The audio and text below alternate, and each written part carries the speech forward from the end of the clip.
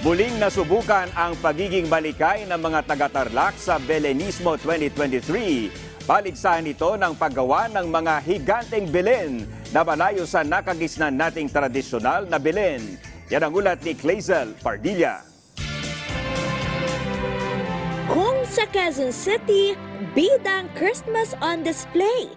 Sa Pampanga, sikat ang mga higanteng Christmas parol.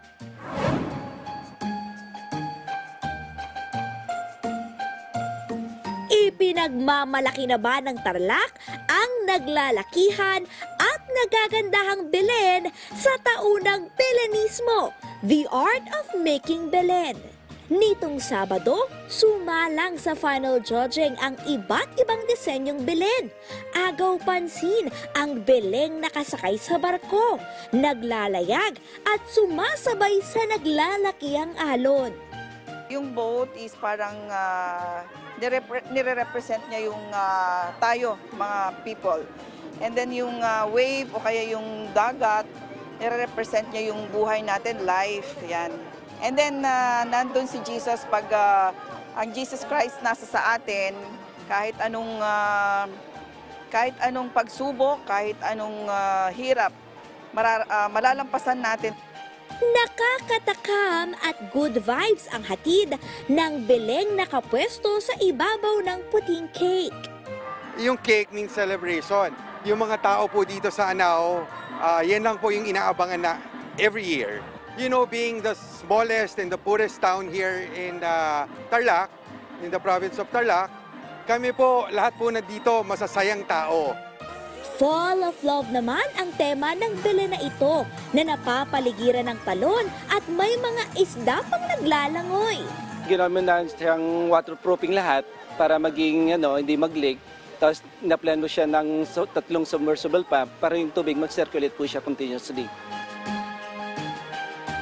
Kahanga-hanga rin ang mga Belen na ito. Napapalibutan ng mga hayop at hitik sa pananim, sumasailalim sa ating masaganang agrikultura. Beleng gawa sa lumang damit ng mga empleyado, kontador ng kuryente at iba pang recyclable material. Beleng nasa tahan ng kawayan na may taas na 4 na palapag, pero pag pinasok, para kang nasa winter wonderland. At Beleng nagliliwanag sa sinag ng araw na sumisimbolo ng pag-asa at pagkakaisa. 2007 ang umpisahan ng Tarlac Heritage Foundation ang Art of Making Belen. Simula noon, naging tradisyon na ang Belenismo na isa na ngayong tourism accredited event. At ngayong 2023 na ika-16 na taong selebrasyon ng Belenismo, muling pinatunayan ng Tarlac na ito ang Belen Capital of the Philippines. Sa November 25, paparangalan ang may pinakamagandang Belen.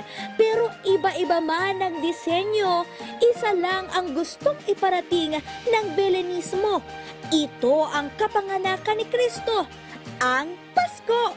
Simbolo ng pagmamahal, pag-asa, ligaya, at pagkakaisa. When you first came, maliliit. Ngayon, ewan ko, ang dami mong malalaki. So, I guess, lumaki, they're more comfortable competing with one another and they have confidence displaying the art of making Belen. Kita ninyo yung spirit ng communities behind the Belen. Ang spirit of Belenismo ay nasa bawat Tarlacenyo. Mula sa Tarlac City, Clazel Pardilla para sa Bayan.